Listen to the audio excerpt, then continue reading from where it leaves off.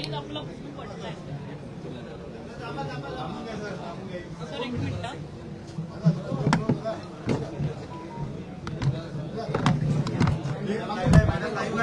अरे बाबा बूम पडलाय, थांब ना.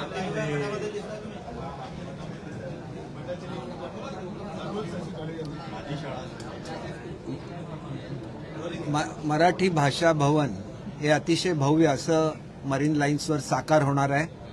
पूर्वी ही छोटी इमारत होणार होती, ज्याला सुमारे 120 कोटी रुपये खर्च होणार होता. आजच्या मीटिंगमध्ये 229 कोटी रुपये हे नवीन मराठी भाषा भवनासाठी मान्यता देण्यात आलेली आहे. आणि स्कूल एज्युकेशन डिपार्टमेंटची इमारत, हायर अँड टेक्निकल एज्युकेशन डिपार्टमेंटची इमारत, हे सर्व प्लॉट एकत्र करून हे भव्य असं मराठी भवन हे मुंबईमध्ये साकार होईल. मराठीची सर्व कार्यालयं जी पूर्वी मुंबईतून नवी मुंबईला जाणार होती, ही सर्व आता मुंबईतच राहणार आहेत. आणि त्याच्याचबरोबर अतिशय देखणं असं सभागृह त्या ठिकाणी असेल.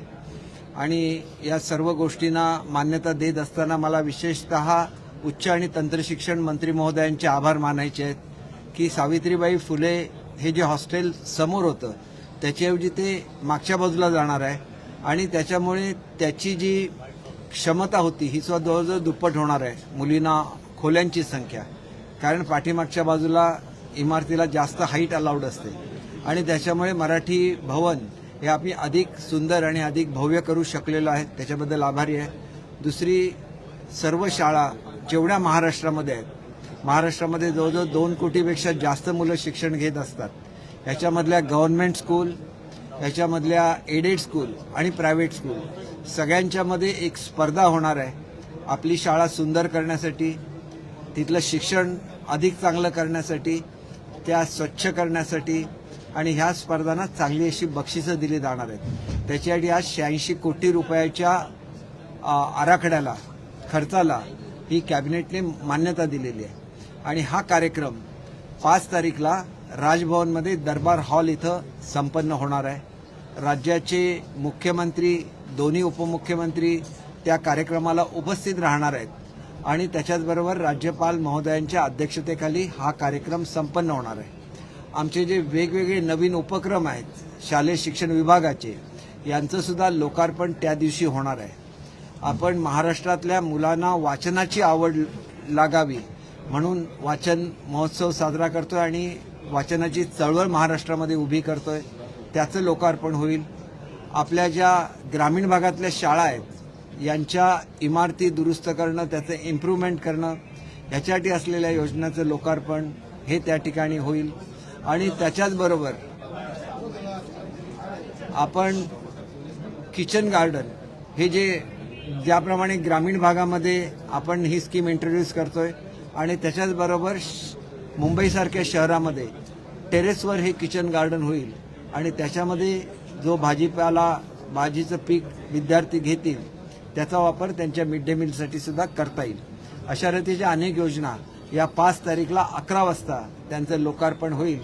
आणि महाराष्ट्रामधील सुद्धा जे उद्योग समूह आहेत ते सुद्धा शाळांच्या या नूतनीकरणामध्ये सहभागी होतील अशी मी अपेक्षा करतो.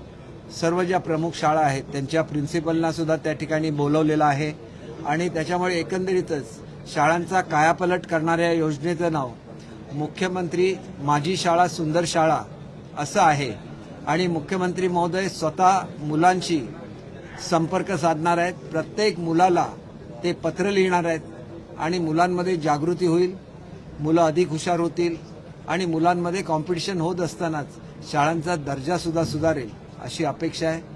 आणि याचं प्रसारण हे प्रत्येक शाळेमध्ये सुद्धा 5 तारीखला केलं जाईल.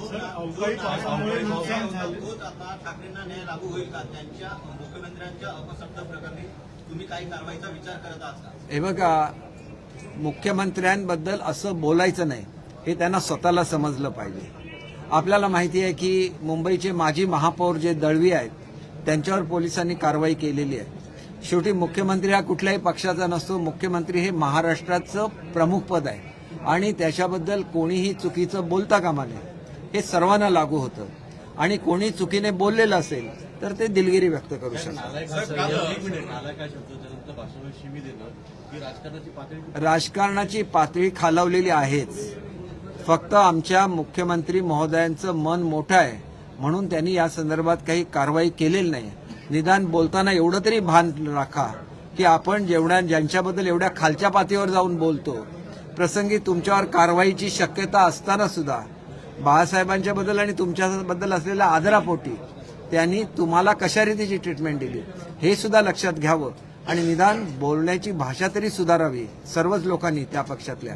एवढीच माझी अपेक्षा आहे त्यांच्याकडे. काल विखे पाटील म्हणाले की छगन भुजबळ यांनी संयम बाळगला पाहिजे आणि जर बोलायचं असेल त्यांनी मंत्रिपदाचा राजीनामा दिला पाहिजे आणि बाहेर जाऊन बोललं पाहिजे. मला असं वाटतं की हा अंतर्गत प्रश्न आहे आणि त्याच्यामुळे मुख्यमंत्री उपमुख्यमंत्री महोदय आपापसात चर्चा करतील. ते ज्येष्ठ मंत्री आहेत, त्यांच्याशी चर्चा करतील. हा विषय हा मंत्रिमंडळाने घेतलेला निर्णय असल्यामुळे सर्वांनी तो पाळावा असे मंत्रिमंडळाचे सदस्य म्हणून आमची अपेक्षा आहे. लोकसभा निवडणुका झाल्यानंतर या कॅबिनेटनंतर देखील छगन भुजबळ बाहेर जाऊन सभा घेतात आणि सरकारच्या विरोधात देखील बोलतात आणि ज्या पद्धतीनं ते बोलतात की आता विखे पाटील बोलले आयोग कुठेतरी स्वतः मंत्री त्यांना सरकारचे निर्णय मागत आहे. एक गोष्ट अशी आहे की शिंदे आयोग नेमण्याचा निर्णय हा पूर्ण मंत्रिमंडळाने एकमताने घेतलेला होता आणि त्याच्यामुळे त्याबाबत काही बोलणं योग्य अयोग्य हे त्यांनी ज्येष्ठ मंत्री म्हणून ठरवावं. त्यांच्याबद्दल मी काहीही बोलणार नाही. शेवटी ते आमच्या मंत्रिमंडळाचे ज्येष्ठ मंत्री आहेत आणि त्याच्यामुळे आदरणीय मुख्यमंत्री महोदयांनी आपली बाजू स्पष्ट केलेली आहे की ओबीसी आरक्षणाला कुठलाही धक्का न लावता मराठा आरक्षण देण्यात येईल आणि त्याच्यामुळे याच्याबद्दल काहीही बोलणं आजच्या स्थितीमध्ये चुकीचं आहे. ओबीसी समाजावर कुठलाही अन्याय होणार नाही याबाबत आमचं सरकार ठाम आहे आणि त्याच्याचबरोबर मराठा समाजाला स्वतंत्र आरक्षण देण्याच्या संदर्भात सुद्धा आमचं सरकार ठाम आहे.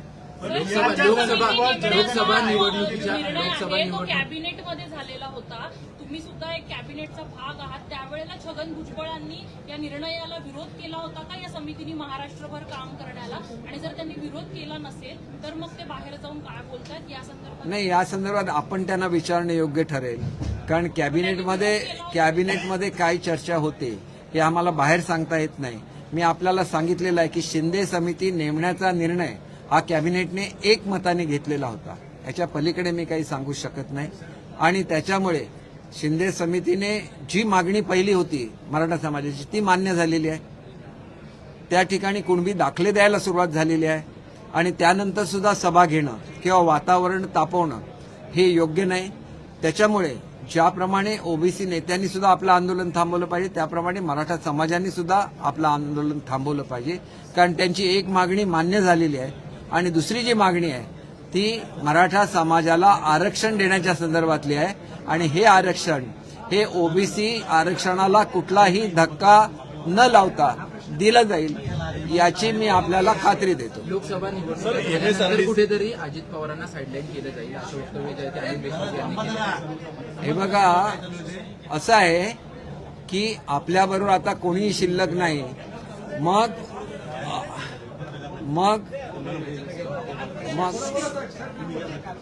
हे बघा, शेवटी कोणी काय बोलावं याला मर्यादा असतात. परंतु जनता कोणाच्या बाजूने आहे हे ग्रामपंचायत निवडणुकीमध्ये सिद्ध झालेलं आहे आणि राष्ट्रवादी परत बोलायचं झालं तर अजितदादांनी एकतर्फी विजय तिथं मिळवलेला आहे आणि त्याच्यामुळे आता तो विजय मिळवल्यामुळे कदाचित त्यांच्या विरुद्ध बोललं जाईल.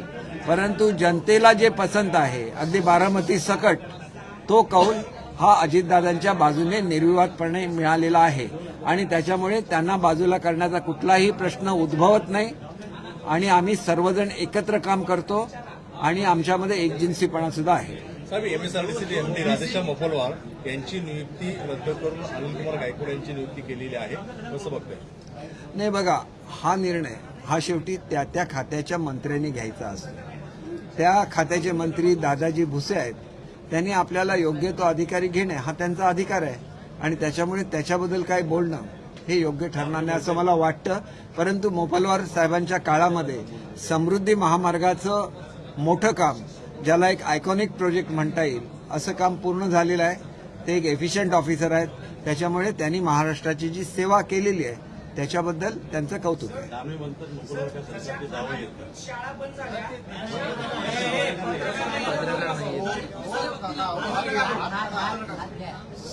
दानवे म्हणतात की मुकुंदराव सरकारचे दावे आहेत त्यांना सगळ्यात महत्वाचं भूमिका दिली. हां दानवे म्हणतात मुकुंदराव सरकारची दावे येतात. हे बघा, याच्यामध्ये असं आहे की अनेक अधिकाऱ्यांना रिटायरमेंट नंतर विविध जबाबदाऱ्या दिल्या जातात आणि अशा असंख्य अधिकाऱ्यांना दिलेल्या आहेत. जवळजवळ प्रत्येक अधिकारी जो एफिशियंट आहे, म्हणजे खरं तर IAS कॅडरमध्ये खूप कमी अधिकारी असतात आणि आमच्याकडे असलेली पदं असतात वेगवेगळी, आणि त्या पदावर एकदा ते रिटायर झाले की त्यांना नेमणुका दिल्या जातात आणि त्याच्यामुळे असे जे एफिशियंट ऑफिसर्स आहेत, एकतर त्यांना वेगवेगळ्या पदांवर नेमणुका असतात किंवा आमच्या ज्या वेगवेगळ्या कमिट्या होतात त्याच्यामध्ये सुद्धा त्यांच्या ज्ञानाचा उपयोग केला जातो. केसरकर साहब, आज जो कैबिनेट में किसानों को 3 हेक्टेयर तक मदद करने का जो फैसला हुआ है, इसके बावजूद विपक्ष कह रहा है कि सरकार को फौरी तौर पर 25,000 की मदद देनी चाहिए थी. सरकार पंचनामा कर रही है, लेकिन अब सरकार का पंचनामा किसान ही करेंगे. मदद चाहिए थी, लेकिन सरकार देखिए वो बोलते हैं, करते कुछ नहीं. जो नुकसान बारिश में हुआ था, या तो उसका भी बहुत सारा हिस्सा किसानों तक पहुंचा है. जहां वो नहीं पहुंचा है उसके बारे में भी चर्चा हुई, वो तुरंत पहुंचना चाहिए. और कुछ बीमा कंपनियां हैं जिन्होंने अपील की थी, उनके भी अपील का निपटारा जल्द से जल्द हो रहा है.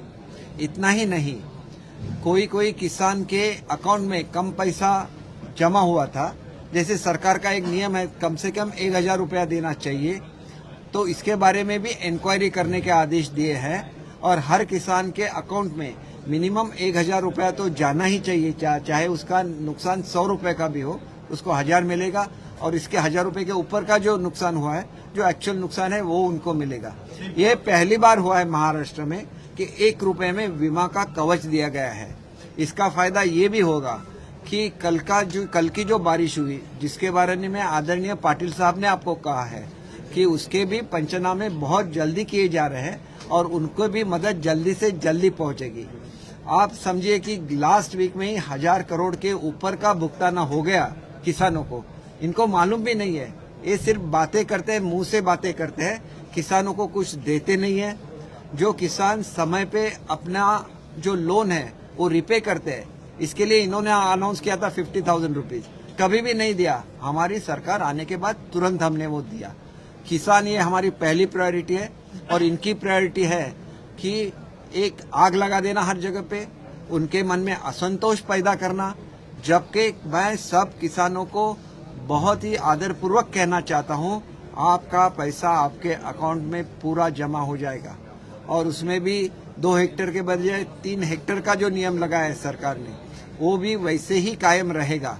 और जितने जल्दी हो सके इतना ही सरकार ने आदेश दिया है कि सब पंचनामे एक साथ होने चाहिए और सब किसानों की मदद एक ही साथ होनी चाहिए. इसलिए हमारे जो भी अधिकारी जिला स्तर पे काम करते हैं, मेरे उनसे भी रिक्वेस्ट रहेगी कि जल्द से जल्द अपने पंचनामे पूरे कीजिए, सरकार के पास भेज दीजिए. जिस दिन ये सरकार के पास पहुंच गए उसी दिन सीएम साहब अनाउंस करेंगे सरकार की तरफ से मदद, और ना कि सिर्फ अनाउंस करेंगे, वो डायरेक्टली उस हमारे जो बंधु है, जो किसान है, उनके अकाउंट में वो जमा हो जाएगा. सरकार साहब, आप मंत्री हैं लेकिन एनडीए की सहयोगी शिवसेना के प्रवक्ता भी है, तो जो टनल से जो मजदूर बाहर निकाले गए उसको लेकर अब राजनीति शुरू हो गई है. इंडिया अलायंस या विपक्ष के जो लोग हैं वो कह रहे कि मोदी सरकार एनडीए का क्रेडिट नहीं है, ये सिर्फ तो मजदूरों का क्रेडिट है और सरकार इसको चुनाव में बुलाने के लिए क्रेडिट लेने की कोशिश कर रही है. देखिए, इनके नेता जो है राहुल गांधी, उन्होंने भी स्टेटमेंट दिया था कि मजदूर वहां पे अटके पड़े हुए हैं और पीएम साहब कुछ नहीं कर रहे हैं. स्टेटमेंट आप दे सकते हैं और जब उनको बाहर निकालते हैं तो आपका क्रेडिट है. उन्होंने अमेरिका से टेक्नीशियन मंगाए, उन्होंने हर कोई जो एक्सपर्ट है उसको काम पे लगा दिया. एक ऐसे पीएम है जो हर एक के दुख में साथ देते हैं, हर एक जो आपदा आती है उसको वो लड़ते हैं, सिर्फ मुंह से बात नहीं करते. थँक्यू. साहेब, एक शेवटचा प्रश्न. हिवाळ्या दिवसांचा कालावधी फारच कमी आहे. सरकार चर्चेपासून वेळ काढतंय. सरकारला चर्चा करायची नाहीये. सरकार पळवाट शोधतं असा आरोप वडेट्टीवारांनी. हे बघा, वडेट्टीवार साहेबांच्याबद्दल मला आदर आहे. जर वेळ कमी असेल तर मिळालेल्या प्रत्येक दिवसाचा वापर केला गेला पाहिजे. कुठल्याही परिस्थितीमध्ये सदनाचं काम बंद पडणार नाही याची काळजी सर्वांनी घेतली पाहिजे. तर चांगली चर्चा होऊ शकते, चांगले निर्णय होऊ शकतात. सरकार सकारात्मक आहे. केवळ घोषणा करणं याला महत्त्व नाही. उद्या असं म्हटलं की अमुक रक्कम द्या, अशी कोणी लमसम रक्कम कधीही जाहीर केलेली नाही. कारण प्रत्येकाचं नुकसान वेगवेगळं असतं आणि आम्ही सर्वांना इन्शुरन्स दिलेला आहे. त्याच्यामुळे मोठ्या प्रमाणात, मी सांगितलं गेल्याच आठवड्यामध्ये 1000 कोटीची रक्कम वाटण्यात आली. म्हणजे हे कॉन्स्टंटली चालू आहे. तुम्ही कधी त्यांना विमा देण्याच्या बद्दल विचार केला नाही. आम्ही 1 रुपयामध्ये त्यांना विमा दिलाय, त्यांचे हप्ते भरले आहेत आणि ज्यांना विम्याचं संरक्षण मिळणार नाही त्यांना सरकार ते संरक्षण देणार आहे. याच्यापेक्षा कुठलं सरकार काय जास्त करू शकतं सांगा. केवळ राजकारण म्हणून राजकारण करायचं याला काही अर्थ नाही. तुम्हाला काही बोलायचं असेल सरकारला, तुम्ही चर्चेच्या टेबलावर येऊ शकता. आजपर्यंत शेतकऱ्यांची कुठलीही मागणी ही तुम्ही केलेली नाही.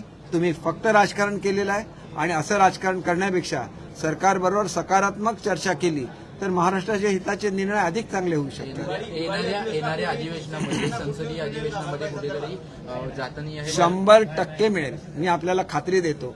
आणि त्याच्यासाठी उगाच आम्ही आंदोलन केलं म्हणून मिळालं असं बिलकुल नाही. मी अधिवेशन होण्यापूर्वी अगोदर एवढे दिवस सांगतोय, आम्ही 100% देणार आहोत. तुम्ही काही करायची गरज नाही आणि मागितलेल्यापेक्षा जास्त मिळण्याची आम्हाला खात्री आहे. कारण 2च्या ऐवजी 3 हेक्टर केले म्हणजे आपोआपच वाढलेलंच आहे.